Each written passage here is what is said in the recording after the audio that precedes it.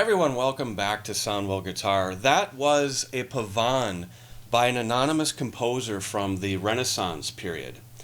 This video is going to be discussing the topic of a sympathetic harmonic. Is that something you've ever heard of before? I can't say I've heard that term too much.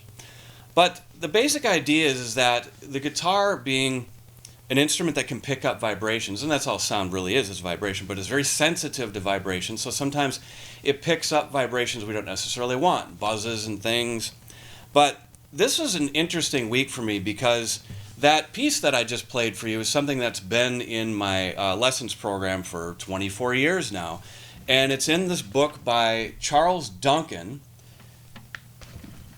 But when I first learned it, I learned it in a book by Frederick Node. This one's interesting. This book's like the size of a phone book for a small town. Anyway, they're both the same song, and this was the one that I learned, and I always thought this one was better. I'm getting to the sympathetic harmonic thing. Okay, why did I think Node's was better than Duncan's? Because you get to this line, it's towards the end. He does that. Now notice the E I'm playing is on the 4th string, and when I play it, I have to hammer on an F sharp right away, and then the E is gone. Yet in Duncan's arrangement, it says that E is supposed to get 2 beats.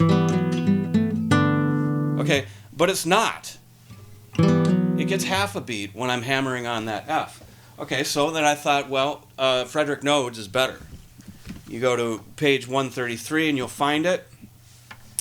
And he says to fret the G on the 4th string and hit the big string there. So now we got the big E there. I didn't hit this one, I hit this one.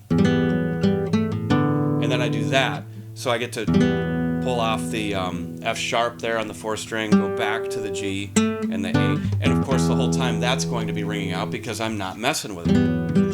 Oops, sorry. Still ringing out.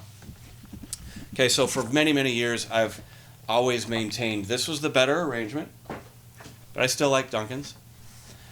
Well, it was only just this last Monday I had a student where I was talking about this point with him, and all of a sudden I noticed in the book, I just never noticed this before, there's a footnote for this very part that I was always calling out. It says, technically the slur is from the 4th string E, but is written from the G to reflect voice leading. That's fine. I mean, I get that.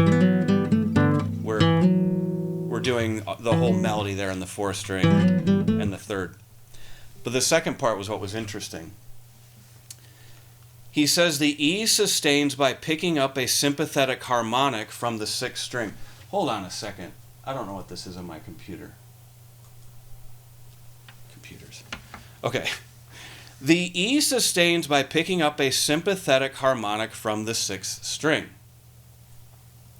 I don't really know what he meant by that at first. The E sustains by picking up a sympathetic harmonic from the 6th string. Wait, 6th string? Could that be the E that I was saying was missing? So then I listened for it. Once I listened for it, I realized it was there. And I looked down at my guitar and I could clearly see the 6th string was vibrating. I didn't pluck it. But that's the point. This frequency caused that string to ring out. If you don't believe me, listen. I'll show you. Listen very carefully. I do this. There's an E ringing out. I'll demonstrate again where I'll play it and then I will stop it from ringing out, and once you hear its absence, you'll really know it's there. Hear it? One more time.